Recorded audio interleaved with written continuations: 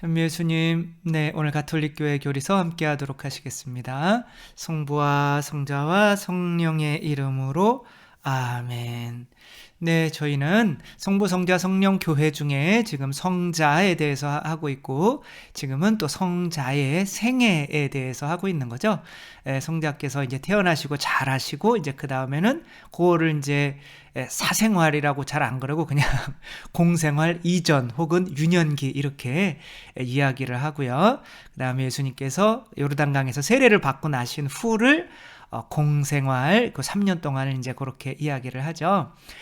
지난 시간에 예수님께서 세상에 오신 이유는 어떠한 이유로 오셨다고 그랬어요? 총괄 실현. 그러니까 당신께서 인간이 어떻게 구원되는지를 인간이 뭐 꼭 보여주기만이 아니라 그런 실현 안에 우리도 참여하면 우리도 구원받을 수 있게 해주시는 거죠. 그냥 뭐 한번 보니까 따라해 뭐 이런 거 단순한 이런 것이 아니라 당신의 그런 당신 스스로 구원되는 것을 보여주는 그거 안에 우리의 구원이 포함될 수 있도록 이렇게 사시기 위해서 내려오신 거죠.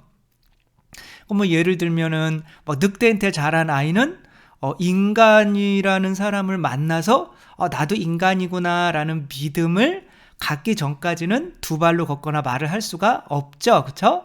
봐야 되잖아요. 그리고 사랑을 받아야 되잖아요. 그런데 그렇게 보여주고 사랑을 줄 수 있는 분은 본인이 인간이 된 사람이어야 하는 거죠. 그렇죠? 먼저 그렇게 똑같이 나처럼 애기였다가 인간이 되신 이제 부모인 거죠. 그렇죠? 그런 부모만이 또 자녀들을 그렇게 실현시켜 줄 수가 있는 거죠. 그러니까 부모는 자녀 죽어서 이제 자녀 안에서 자기가 이제 빵과포도주가 아니라 그 은총과 진리 그렇게 사랑과 가르침을 주면서 이제 그 자녀 안에서 자기가 또 부모도 완성되고 자녀도 이제 부모처럼 이렇게 되는 거죠. 그렇게 하기 위해서 예수님께서 태어나셨기 때문에 예수님께서는 원래 하느님이시라 저런 거 아니야가 아니고 계속 어떤 걸 보여주셔야 했냐면 나는 사람이야 라는 걸 보여주셔야 되는 거죠. 그래서 예수님께서 이렇게 태어나실 때만이 이 사람이 아니라 사람이 뭐 태어나자마자 사람이 바로 되는 게 아니잖아요. 그렇죠? 교육을 받고 성장하고 또 인간으로서 또 자녀를 낳고 이렇게 성장을 해야 되는데 그래서 30살 되실 때까지는 계속 인간으로 성장해가는 과정을 보여주셔야 또 진정한 사람의 아들이 되는 거죠. 그러니까 예수님께서 이제 그때는 사람의 아들이라고 할 필요가 없어요. 30 되실 때까지 남이 아무리 봐도 사람의 아들이에요. 그러니까 나는 사람의 아들이다 이렇게 할 필요가 없죠. 그렇죠? 그런데 이제 30살 되시고 나서는 이제 하느님이 되는 과정을 보여주셔야 되니까 사람들한테 자, 나 사람의 아들이야 내가 라고 하는 걸 자꾸 강조하셔야 되는 거야. 그래서 사람의 아들이 라고 하며 우리한테는 하느님의 아들이셨구나 라는 고백이 나오게 만들고 그래서 사람 분명히 사람이셨는데 저렇게 물 위를 걷네. 그럼 나도 분명히 사람이었는데 저렇게 될 수가 있으니까 베드로처럼 물 위를 걸을 수 있는 사람이 될 수가 있는 거죠. 그래서 30년이라고 하는 공생활 3년 그 앞에 30년이라고 하는 그 세월 동안에는 나 진짜 인간 맞아 라고 하며 진짜 태어나면서부터 자라면서 온전한 인간이 되시기 위해서 이렇게 자라오신 거죠. 그래서 유년 시절에 대해서 이제 오늘 한번 하는 거죠. 30살 되시기 전까지에 대해서 하는 건데 글씨만 보면 정신이 하나도 없어서 저까지 혼미스럽지만 저 끝나고 나면 또 기분이 더 혼미스러워요. 1번 한번 볼게요. 그래서 지금 우리가 하는 거는 예수님의 어린 시절 띄어쓰기 안 했네요. 참 사람의 아들이 되는 시기, 사람의 아들이 되는 시기인 거죠. 그렇죠? 그래서 태어나는 것으로 만족하는 것이 아니라 자라는 것까지 보여주셔야 하는 거죠.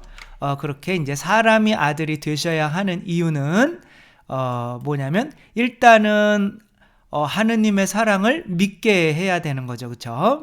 그래서 누군가가 당신들 사랑합니다 그러면서 가난한 사람들에게 가서 한 번도 안아주지도 않고 그 처지를 느껴보려고 하지도 않고 자기 사랑해 그러는데 내가 힘들고 어려울 때 내 옆에 와서 있어주지도 않으면 그거는 사랑이 아닌 거죠. 그죠? 함께 머물러 주는 게 사랑인 거죠.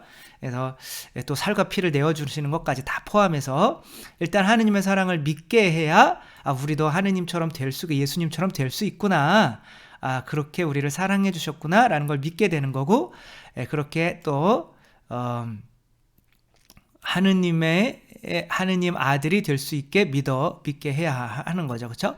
그래서 다미안 신부님이 그 몰로카이 섬에 그 나병이 걸린 사람들이 다 온몸이 허물어져 가면서 지옥처럼 살고 있죠. 그들끼리 모여서. 근데 그들은 이 온 세상이 저주받은 세상이고 하느님도 혹시 있더라도 자기들을 저주했다고 이렇게 여기는 사람들인 거죠.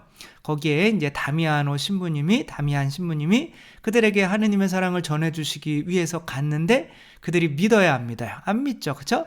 당신은 온전한 몸이고 우리는 이런 다 허물어져가는 나병에 걸렸는데, 문둥병에 걸렸는데 당신이 우리 연민 때문에 온 거지 우리 진짜 사랑해서 온 게 아니잖아.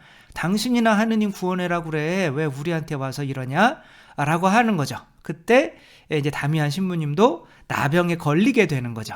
그러면 하느님 감사합니다. 이들이 드디어 당신의 사랑을 믿게 되었습니다. 그러니까 이제 그들과 같은 처지가 되니까 우리와 똑같이 나병이 걸린 사람이 하느님을 찬미하고 있네? 하느님의 자녀가 된다고 하고 있네?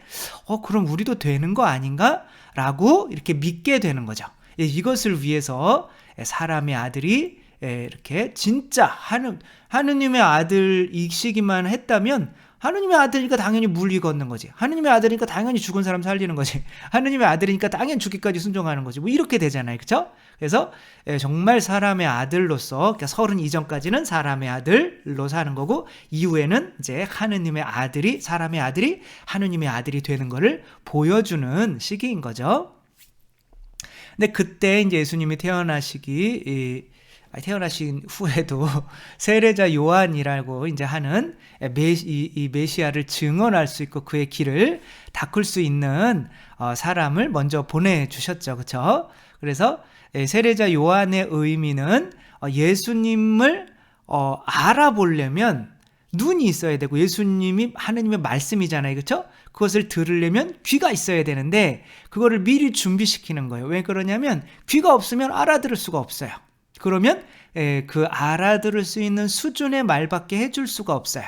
그러니까 예수님이 세상에 오셨지만 거의 아무도 못 알아본 이유는 이 세례자 요한, 이게 구약이죠. 그렇죠? 세례자 요한을 제대로 거치지를 않았기 때문에 그런 거죠. 그러니까 세례자 요한이 얘기하는 게 뭐예요? 선악과 내라 이거예요. 선악과. 에덴 동산에서 그러니까 예수님이 생명나무잖아요. 그렇죠?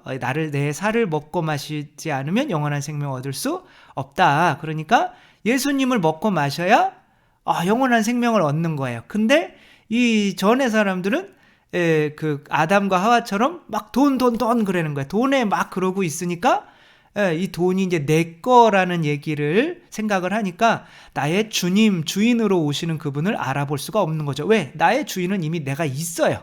그러니까 내 주인으로 오시는 분, 그래서 나한테 이래라 저래라 하시는 분은 원치를 않게 된 거죠. 그러니까 그런 상태로 세속육신 마귀 내 자아에 빠져 있으면 사실은 볼 눈이 없어지는 거고 들을 귀가 없어지는 거예요.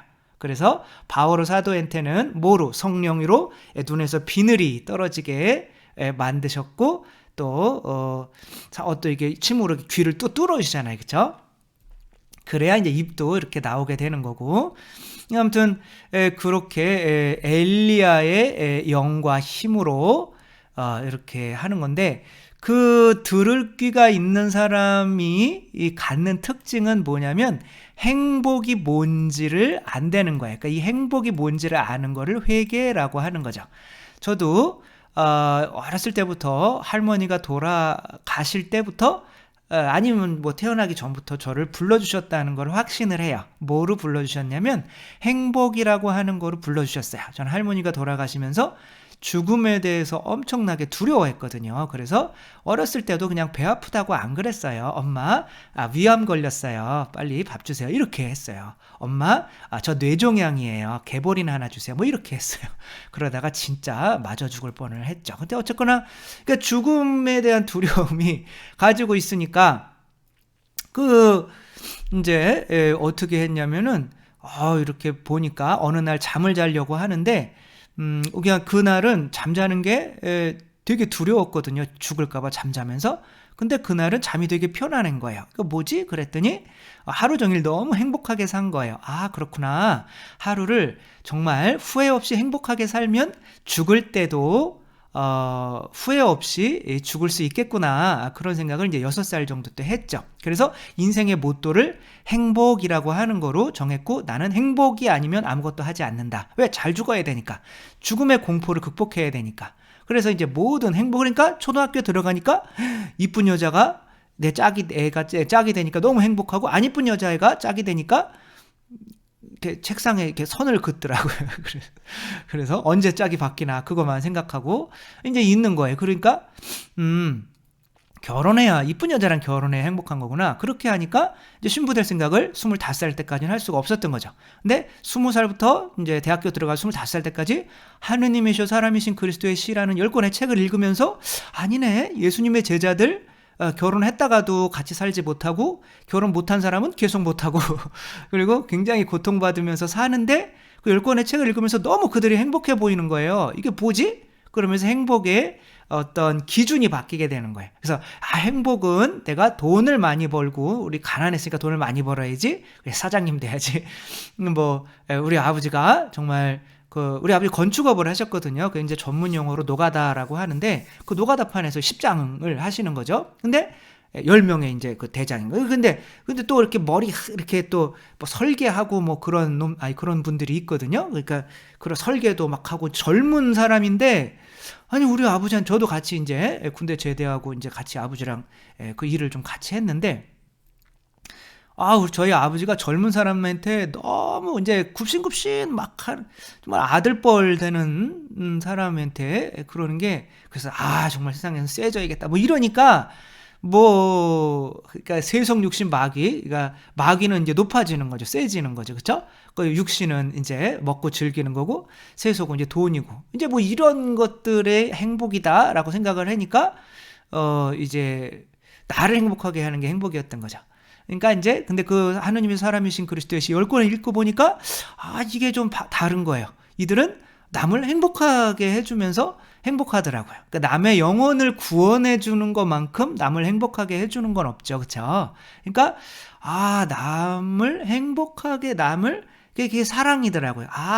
행복은 결국에는 사랑이구나. 내가 행복하려고 하는 건 행복한 게 아니라, 내가 이웃을 사랑해서 이웃을 행복하게 해줄 때 이웃의 행복을 보고 나도 행복하게 느끼는 거지, 나의 행복을 위해서 이웃에 먹을 거를 뺏고 돈도 뺏고 이웃을 밟고 올라가고, 이런 게 행복이 아니구나. 왜? 그 이웃의 아픔을 나도 똑같이 느껴야 되니까요.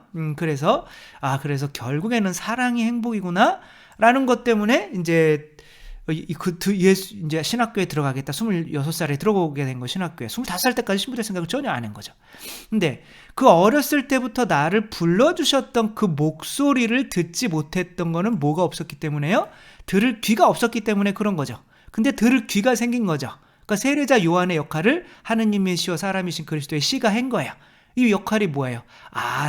행복은 사랑이구나. 내가 내어주는 게 사랑이구나. 근데 하느님한테, 하느님 나에게 주신 모든 거 감사합니다. 10분의 1이라도 다시 도와치면서 감사할게요. 이것마저도 안 한다면 어떻게 구약을 통과했겠냐라고 하는 거죠. 그래서 예수님이 오시기 이전에 세례자 요한을 통해서 그래서 인간이 회개하게 만드는 거죠. 회개는 내 자아, 세속육신 마귀가 행복인 줄 알았다가 아니다, 사랑이다. 내가 이웃에게 십자가의 사랑으로 이웃을 행복하게 해주는 게 사랑이다. 그런 이제 사랑이 뭔지를 깨닫게 되면은 그걸 회개라고 하는 거고, 그때서야 비로소 이제 오신 예수님이 보이게 되는 거죠. 그 예수님이 태어나셔도 예루살렘에 있었던 누구도, 베들레헴에 있었던 누구도 예수님을 만나지 못했어요. 왜? 그들은 돈 그거에만 집중하고 있었기 때문에. 그걸 이제 도시를 상징하는 거죠. 그래서 예수님이 이제 태어나셨어요. 이 태어나심은 과연 뭘 의미하는가? 그래서 예수님은 태어나셨는데 어디에 누워지셨어요? 이게 보니까 누구네 밥이에요. 동물들의 밥그릇 위에 놓여지셨죠. 그쵸? 이 태어나는 것 자체가 뭐냐면 우리의 뭐가 되기 위해서 태어나시는 거예요? 양식이 되기 위해서 태어나시는 거죠. 그쵸? 그래서 우리가 이 동물은 어떻게 보면 본성이 이제 낮은 거예요. 우리보다. 그런데 이 동물들이 이렇게 이 양식, 예수님이라는 양식을 먹다 보니까 우리가 뭔데 이 귀한 양식을 먹지? 라고 하니까 너는 내 자녀니까 사실 이런 너한테 음식 주는 거야 라고 주고 있는 거예요. 그러니까 깜짝 놀란 거죠. 그럼 내가 이 양식을 먹다가 내가 다 진짜 하느님의 자녀까지 될 수 있어요? 라는 믿음이 생기는 거죠. 그렇죠? 그래서 예수님은 올 때부터 우리한테 먹히기 위해서 밥으로 오시는 거죠. 그래서 뭐 늑대한테 자란 아이가 본인이 늑대라고 믿게 된 이유는 늑대한테 밥을 먹었기 때문에 그런 거죠. 그리고 그 본성대로 살아가는 거고, 겉모양은 인간이지만 나중에 인간이라는 믿음이 생기지 않았다면 그런 아이는 늑대들이랑 사는 게 더 행복한 거죠. 그래서 겉모양은 사람이지만 본인이 하느님의 자녀라는 것을 믿지 못할 때는 하느님 나라에서 살 수가 없는 거죠. 그럼 하느님의 자녀라는 걸 믿었다는 증거는 뭐예요?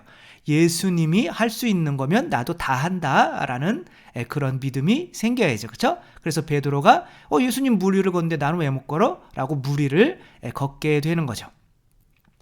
그 요람이라고 하는 그때 아까 말씀드린 그 고아원, 아까 안 말씀드렸나요? 루마니아의 요람이라고 하는 곳에 있었는데, 고아원인데 아이들이 다 막 손을 입에 넣고 막 벽 쳐박고 막 이렇게 하고 아이들이 잘 먹이는데 못 커요. 왜 그러냐면 부모가 누군지 모르는 거예요. 그러니까 한 명이 20-30명의 아이를 밥을 먹이니까 먹이 똥 치워주고 기저귀 갈아주고 하니까 얘한테 사랑을 줄 시간이 없는 거고, 그러니까 밥만 먹이는 거로는 안 되는 거죠.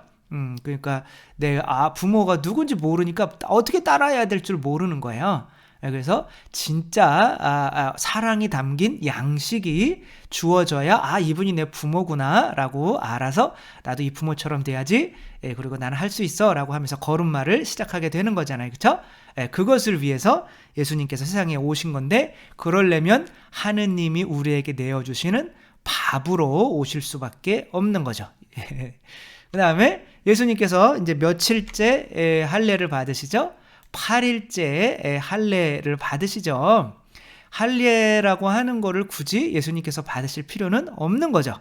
할례라는 거는 아브라함의 자손 유다인이다 라는 거를 하느님의 백성 뭐 이런 거를 상징하기 위해서 하는 건데, 예수님은 태어날 때부터 하느님의 자녀인데 굳이 이거를 받을 필요가 없지만 그때 8일째 되는 날부터 피를 흘리셔야만 했던 이유는 인간의 종교와 문화, 법 모든 것들을 그 처음부터 따르기로 작정을 하셨다는 것을 보여주는 거야.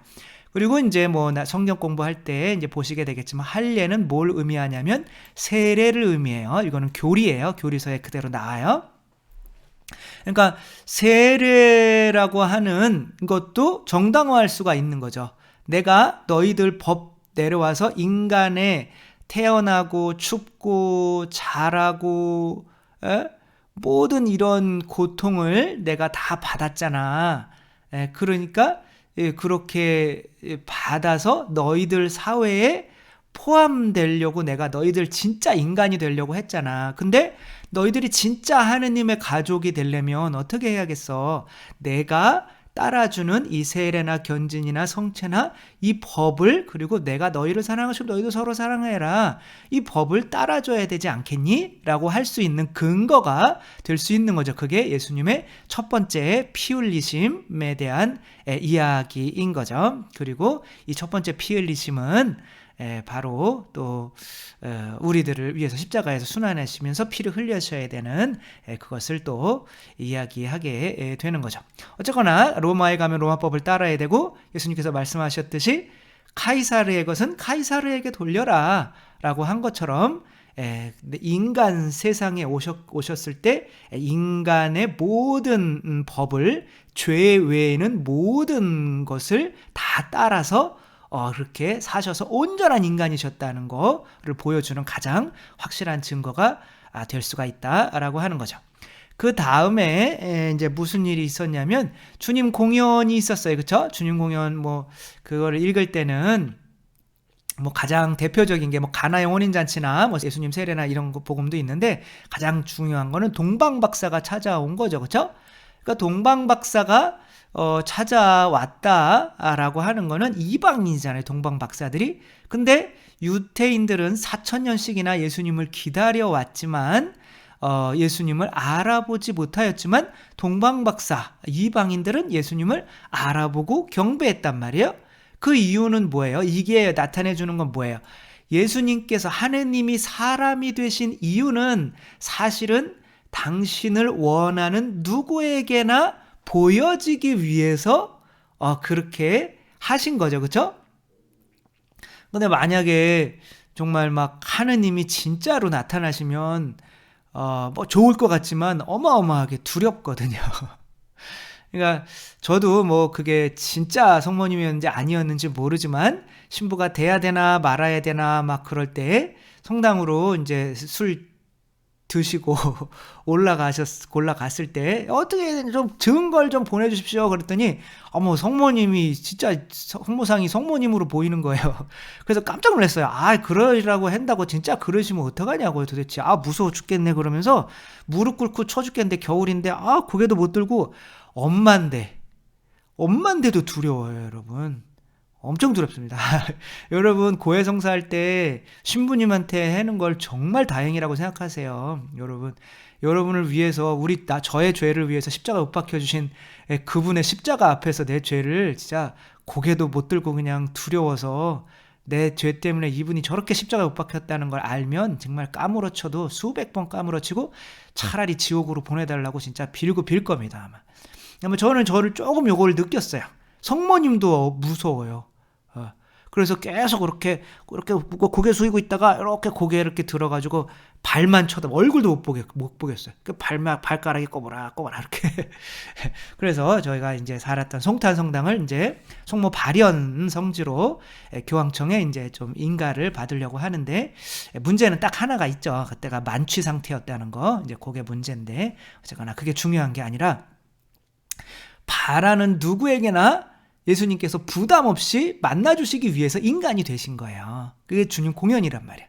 근데 바라지를 않는 거예요. 왜?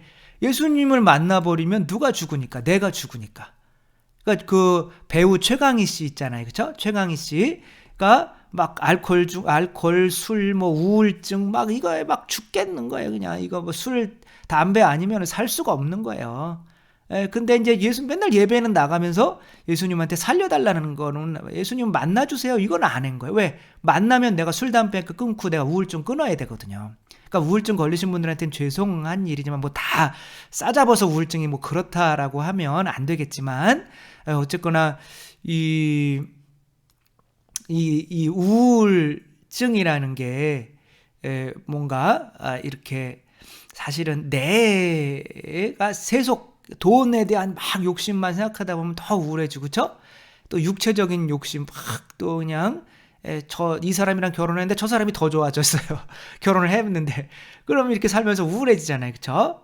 육체. 그 다음에 막 다른 사람한테 내가 자존심 상하고 막 교만 막 이런 거, 그리고 다른 사람 막 판단하고 심판하고, 그럼 다 우울해질 수밖에 없는 거거든요. 근데 그것으로부터 좀 살려달라고, 그래서 최강희 씨는 막, 그래서 어느 날은 기도하다가 정말 죽겠어가지고 살려주세요 라고 했더니 이제 예수님이 만나주신 거죠. 그러니까 술, 담배 끊고 뭐 다른 사람 위해서 잘 살아가는 사람으로 변했죠. 그쵸? 그러니까 내가 정말 살려주세요, 나로부터 좀 구해주세요 라고 하는 그런 사람에게는, 누구에게나 이제 예수님께서 나타나시기 위해서 편한 모습, 인간의 모습으로 오신 건데 우리들은 나 자신으로부터 탈출하고 나 자신을 죽이는 것이 너무나 싫어하기 때문에 성당에 와서도 혹은 뭐 교회에 가도 실제로는 예수님을 안 만나려고 한다는 거, 그래서 원하는 사람에게만 만나 주신다는 거를 이렇게 표현해 주는 게 주님 공연인 거죠. 그 다음에 이제 성모님께서 예수님을 성전에다가 봉헌하셨죠, 그렇죠? 성모님께서 이제 뭐 사실은 성모님께서 예수님을 성전에 봉헌하심을 묵상합시다 뭐 목적이 될 때 이러지만 실제로는 이제 남자가 봉헌하는 거, 요셉 성인이 봉헌하는 거죠. 근데 요셉 성인보다는 성모님께서 하느님께 더 가까이 계셨기 때문에 실제적으로는 성모님께서 하느님으로부터 받았잖아요, 그렇죠? 그 성모님이 다시 하느님께 주실 수 있는 자격이 있는 거죠. 진정한 사제이신 거죠, 성모님께서. 아무튼 그렇게 당신 자신을 이게 예수님을 아버지께 바친다라고 하는 게 도대체 뭘 의미하는 건가? 아버지께 아드님을 바친다는 건 뭐야? 아버지 뜻에 바친다는 거잖아요, 그렇죠? 그러니까 아버지 뜻은 뭐예요? 너 조금 성모님 보고 너 아들 내가 십자가에 매달아서 죽일 거야. 그러니까 아들이 죽는 것을 십자가에 매달려 죽는 그 십자가의 길을 함께 가야 한다는 걸 의미하는 거죠. 그래서 예언자 시메온은 뭐라고 이렇게 해요? 당신의 영혼이 이 예리한 칼에 찔리듯 아플 것입니다 라고 하는 건 뭐예요? 죽는다는 거죠. 당신 죽는다. 그러니까 예수님을 잉태하고 예수님과 하나가 되고 예수님의 어머니 예수님을 받아들이는 것은 내가 죽지 않으면 안 된다라는 걸 보여주시는 게 예수님을 성전에 바치시는 거예요. 성모님께서 예수님을 성전에 바치시지 않고 내 거야 여러분들이 11조를 바치지 않고 맨날 그냥 예수님을 어떻게 보면 갈취하듯이 빵과 포도주 안에 예수님이 있는 거를 그냥 이렇게 나도 죽이지 않고 예수님을 이렇게 받아들이려고 한다면 예수님이 내 안에 이렇게 올 공간이 없는 거죠. 왜? 예수님이라는 분 자체가 또 하느님의 뜻이거든요. 그러니까 나는 그냥 두 발로 걸을 마음이 전혀 없어요. 말을 할 마음도 전혀 없어요. 뭐 그런 사람은 없겠지만 부모의 사랑을 받으면 다 그렇게 마음이 생기잖아요. 근데 어른이 돼서 나는 예수님처럼 절대 살기 싫어. 그리고 무슨 뭐 선악과 못 바쳤다고 뭐 그래. 나는 그런 거 절대 안 바쳐. 나는 교무금도 안 내고 그냥 성체 성령을 영할 거야. 그럼 구원받을 거야. 그렇게 하면 안 된다는 거예요. 그래서 모든 관계는 이제 기브 앤 테이크인 거죠, 그렇죠? 내가 예수님을 받아들이면 또한 그 예수님을 다시 봉헌할 수 있는 마음이 생겨야 되는 거죠. 야곱도 요셉이 아들이 계속 야곱의 이제 10명의 형제들을 괴롭히죠, 그렇죠? 베냐민 데려오라고. 그래서 베냐민을 이제 안 베냐민까지 죽으면 안 된다. 야곱이 그랬는데 나중에 굶어 죽게 생겼으니까. 죽으면 죽는 거지 뭐 이렇게 대답하잖아요, 그렇죠? 우리들도 마찬가지인 거죠. 예수님을 영원한 생명을 내 안에 받아들이려면 내 생명도 뭐 죽으면 죽는 거지 뭐 이런 마음으로 봉헌할 줄 알아야 되는 거죠. 근데 그런 내 자신을 봉헌할 마음이 없으면 마치 이제 그런 신앙인이 된다는 거죠. 이렇게 이스라엘 백성이 이집트를 탈출해서 뭘 섬겼어요? 소를 섬겼어요. 하느님을 만들자 그런데 하느님을 소로 만들어버려. 이걸 우상숭배라고 하는 거잖아요, 그렇죠? 나를 버리지 않고 만약에 돈의 욕심을 안 버리면 제가 당신한테 아기 예수님 오늘 추워 보이시네요. 비단 이불 해드릴게요. 비단 이불 내년에 올해는 말고 내년에는 비단 이불로 막 싸드릴게요. 막 완전 비싼 비단 이불. 우리의 대학 붙여주시면 꼭 비단 이불로 싸드릴게요. 남편은 막 이렇게 그 금관 쓰여야 돼. 아기 예수님 금관으로 완전 순금 24K 완전으로 금관 쓰여드릴게요. 내년에 우리 사업 잘 되게 해주시면 금관으로 쓰여드릴게요. 그러니까 나를 버리지 않고 그렇게 하느님을 봉헌하지 않고 하느님을 섬기겠다는 사람들은 하느님을 다 그렇게 염을 주면 내가 염을 줄 테니까 밭이나 갈아주시오 라고 하는 소로 만들어버리는 우상 숭배자가 되기 때문에 성모님께서는 그렇게 예수님을 그 선물 영원한 생명을 선물로 받고 예수님을 다시 바쳐드릴 수 있는 것을 보여주신 거죠. 그 다음에 이집트로 피난 가는 것은 어떠한 의미가 있는가? 네, 이집트로 왜 피난을 가셔야 했어요? 바로 새로운 왕이 태어났다고 이제 헤로데가 난리를 쳤기 때문에 그런 거죠. 그러면 그러니까 이것은 뭐예요? 세상은 우리가 타협하면서 지내야 되는 거예요? 싸워야 되는 거예요? 세상과는 싸워서 세상이 가는 방향과는 똑같이 가야 되는 거예요? 거슬러야 되는 거예요? 옆집에서 애들 학교, 애들 신앙학, 애들 주일 교리 안 보내고 학원 보낸다고 그러면 그거를 따라가야 되는 거예요? 거슬러야 되는 거예요? 거슬러야 되는 거죠. 남들은 10분의 1, 11조를 안 내지만 그거를 따라가야 되는 거예요? 거슬러야 되는 거예요? 거슬러야 되는 거예요. 왜? 이 빛에 대한 어둠의 저항이다. 이건 제가 쓴 게 아니라 교리서에 그냥 그대로 나오는 거예요. 이 세상은 예수님은 빛으로 오셨기 때문에 이 세상은 어둠 자체이기 때문에 당연히 저항을 할 수밖에 없다. 지금은 예수님이 그 저항에 지금 완전히 이렇게 성장하지를 못하셨기 때문에 30살이 안 되셨기 때문에 이제 약간 피해 있어야 되는 거죠. 그러니까 이집트로 가신 이유는 이집트에서 바로 모세를 좀 생각해 보라는 거죠. 그렇죠? 모세가 40살 먹었을 때 이집트에서 피신했잖아요. 아직 힘이 안 되는 거예요. 그 다음에 80살 이제 되셨을 때 이제 소명을 받고 이집트로 가서 이제 싸우는 거죠. 그래서 이 세상은 싸워야 될 존재이지 뭐 이 세상에 어떠한 유토피아를 세우고 무슨 뭐 부자 나라를 세우고 뭐 이런 게 아닌 거예요. 세상은 싸워야 되는 거예요. 세상을. 그래서 예수님께서 뭐라 그래요? 내가 세상을 이겼다라고 말씀을 하시는 거죠.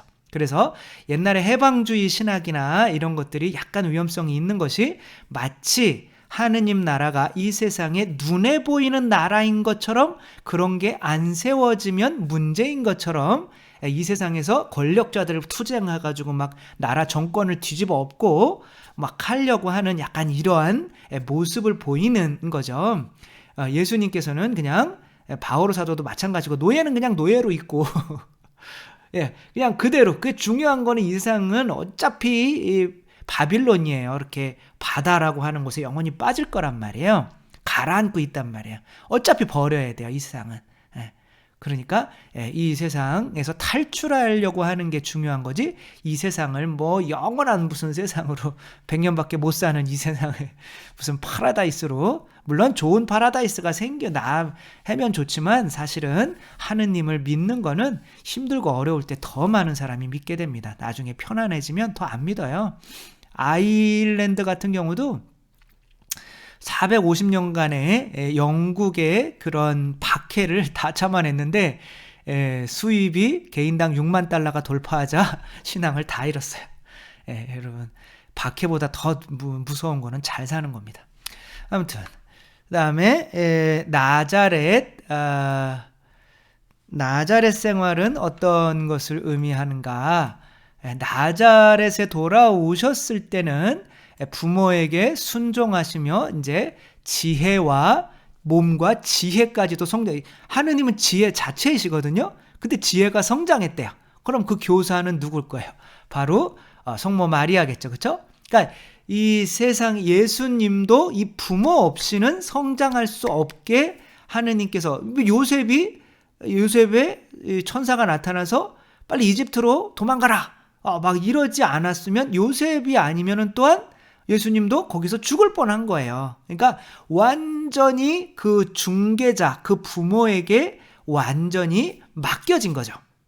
그래서 그렇게 부모가 아니면 정말 목숨을 부지할 수도, 성장할 수도, 지혜를 배울 수도 없게 그렇게 사셨던 거예요. 완전한 인간으로서. 이것은 뭘 의미하냐면 바로 너희들도 똑같이 하느님의 자녀가 되려면 뭐가 필요하다? 중개자가 필요하다. 야곱도 자기가 에사우라고, 나는 에사우입니다 막 우겨야 되잖아요. 우리도 그리스도입니다 라고 막 우겨야 되잖아요. 그렇죠? 그게 믿음이잖아요. 그렇게 해야 되는데 누가 있었어요? 거기 그거를 중개해주는 레베카라고 하는 엄마가 있었잖아요. 그렇죠? 그렇게 엄마가 있어서 그 믿음을 받아들인 것처럼 예수님께서도 그렇게 한 거고, 우리에게는 누굴 파견한 거야? 바로 교회를 파견한 거죠. 그렇죠? 그러니까 교회가 우리의 그런 중개자로서, 엄마로서의 역할을 하는 거예요. 교회가 우리한테 예수님의 살과 피 양식도 주고 교리를 가르치고, 그렇죠? 진리를 가르치고, 그래서 은총과 진리를 교회가 이렇게 하는데, 그래서 교회가 너희들이 가서 죄 용서해줘. 그래야 용서받을 수 있어. 라고 하는데 우리는 예수님이 교회를 그렇게 파견했는데 나는 싫거든요. 개신교 같은 경우는 나는 개인적으로 하느님한테 양식 먹을 거고 나는 개인적으로 하느님한테 용서받을 거예요. 이렇게 하는 거예요. 그러니까 이 중개자 예수님조차도 나자렛에서 부모라고 하는 이 중개자를 통해서 성장을 하셔서 진짜 어른인 인간이 되도록 하셨는데, 그리고 이것이 또 하느님의 자녀가 되려고 하더라도 반드시 중개자가 필요하다는 그런 의미인데, 그래서 교회를 파견하셨는 건데 교회의 그런 죄를 용서하는 권한이나 성체성사나 이런 거를 무시하고 됐거든 나는 직접 예수님이랑 또 통교할래 이렇게 하면 그렇게 파견하신 예수님이 뭐가 되겠어요, 그렇죠? 그래서 모세도 어떻게 돼요? 가면서 중개자 좀 세워주십시오 그러면서 아론 형이죠, 그렇죠? 그쪽 사람들이랑 계속 살아온 형을 중개자로 이렇게 했잖아요, 그렇죠? 그리고 예수님이 걸으시는 걸 보고 무리를 걸으시는 걸 보고 베드로도 걸었죠. 그러니까 다른 제자들은 예수님이니까 걷지라고 생각하고 있을 텐데 베드로도 걸으니까 이거 뭐요? 베드로도 걷네? 그럼 나도 걸어야지? 이렇게 할 수가 있게 되는 거죠. 교회가 그래서 그런 중개자가 있어야만 훨씬 더 쉽게 믿을 수 있고 갈 수가 있는 거죠. 나자렛 생활이라고 하는 거는 예수님께서 정말 부모를 통해서 성장하셨다는 거, 그것은 중개자가 반드시 필요하다고 하는 거, 그리고 그 중개자를 교회로 파견하셨다는 거, 그런 의미가 있는 거고요. 예수님께서 12살 되셨을 때 성전에서 예수님을 다시 이제 찾으셨죠. 그거는 뭘 의미하겠어요? 예수님이 그러면은 완전한 인간으로서 이 세상에서 이렇게 살아가시는데 그럼 당신이 하느님의 아들인 거를 모르셨냐? 라고 물어볼 때 아니다 라고 대답하는 거예요, 이거는. 그렇죠? 성전에서 내가 아버지 집에 머물러야 된다는 걸 모르셨습니까? 이제 엄마를 가르쳐요, 딱 한번. 근데 이거 지나고 나서는 또 순종하면서 지냈다고 해요. 그 다음에 그 뒤에도 계속 지혜와 또 키가 자랐다. 근데 저는 못 자랐는데, 죄송합니다. 하여튼 그렇게 되는 거죠. 그래서 그걸 보면 그리스도께서는 이미 당신이 하느님의 자녀인 것을 알았지만 사람들이 하느님께서 완전히 인간이 되셨음을 믿게 하기 위해서 이제 일부러 그렇게 차곡차곡 그렇게 살아오시는 거지. 예수님이 모르셨다가 나중에 세례 받으실 때 알았다. 이런 식으로 얘기해서는 안 돼요. 그럼 이단이에요. 예수님은 아주 처음부터 하느님의 자녀인 거를 아셨고 아주 처음부터 십자가에 못 박혀 돌아가시는 거를 아주 처음부터 저주받을 몸으로 태어나셨다는 것을 아는 거예요. 그래서 에사우도 태어날 때부터 저주받을 운명으로 태어나잖아요, 그렇죠? 그래서 그렇게 태어나셨고 아버지의 뜻에 따라서 온전한 인간으로 그렇게 자라신 거고, 바로 그 성전에서 또 사흘 동안 있었던 것은 또 뭘 의미하냐면 성모님이 또 당신이 돌아가시면 너무너무 마음이 아프실 거 아니에요, 그렇죠? 근데 이때 뭘 며칠 만에 찾으셨어요? 사흘 만에. 그리고 하느님의 뜻을 따르고 이게 집이라는 게 뜻이란 뜻이에요. 그러니까 하느님의 집에, 하느님의 뜻에, 아버지의 뜻에 따르는 사람을 뜻에 따르고 있었는데 잃어버렸는데 사흘 만에 찾으셨어요. 그럼 성모님께서 어떤 생각을 하실까요? 요나의 기적, 나이가 보여줄 기적은 요나의 기적밖에 없다. 요나가 물고기 뱃속에서 사흘 만에 다시 살아나온 거. 그것처럼 또 예수님께서 사흘 만에 다시 부활하시겠다고 했고, 그러니 또 성모님께서 생각하시기 내가 사흘 동안 예수님을, 내 아들을 잃었었는데 아버지의 뜻 안에 계셨기 때문에 사흘 만에 다시 만난 것처럼 사흘 만에 나도 부활한 내 아들을 다시 볼 수가 있겠구나라는 이런 희망을 가지실 수가 있으셨겠죠, 그렇죠? 이것은 이제 포온 발타살의 이제 어떤 제가 전공을 했기 때문에 그 책에 해석해 놓은 건데 너무 잘 해석해 놓은 거 좋은 거고 저도 맞다고 생각을 해요. 그래서 사실 뭐 예수님께서 죽고 부활하셔야 된다는 말씀을 뭐 3번 이상 하셨지만 제자들은 그것을 믿지를 못했죠, 그렇죠? 다 돌아가고 그런 죽었다 살아난 사람이 없잖아요, 그렇죠? 근데 성모님만은 이런 것들을 통해서 예수님의 부활을 믿으셨다라고 우리가 생각을 하는 게 옳겠죠. 그렇죠? 그리고 그런 믿음에 대해서 예수님께서도 첫 번째 부활하셔서 찾아가신 분이 성모님이실 수밖에 없다는 것도 한번 생각해 볼 수가 있겠죠. 네. 아무튼 예수님의 어린 시절, 뭐 어린 시절인 게 30세까지 다 포함하는 거죠. 그러니까 어린 시절은 예수님이 당신이 하느님이신 것을 보여주시려고 한 거예요? 아니면은 온전히 인간이신 거를 보여주시려고 하신 거예요? 온전히 인간이신 거를 보여주시려고 하신 거죠. 왜 온전히 인간이신 걸 보여주시려고 했냐면 그래야 우리도 똑같이 예수님이 30 이후에 세례를 받고 성령을 받고 똑같이 십자가의 삶을 살다가 죽었다가 부활할 수 있는 거를 우리도 믿게 되기 때문에 우리가 예수님께서 온전히 사람의 아들이 되기 위한 거를 보여주셔야 되는 것이 예수님 어린 시절의 의미이다 라는 거 또 생각하며 이렇게 예수님이 하셨으면 또 우리도 다 할 수 있다라는 걸 생각하며 또 사셨으면 좋겠습니다. 주님께서 여러분과 함께 전능하신 천주 성부와 성자와 성령께서는 여기 모인 모든 이에게 축복을 내리시어 길이 머물게 하소서. 주님과 함께 가서 복음을 전합시다. 하느님 감사합니다. 성부와 성자와 성령의 이름으로 아멘. 네, 감사합니다. 사랑합니다.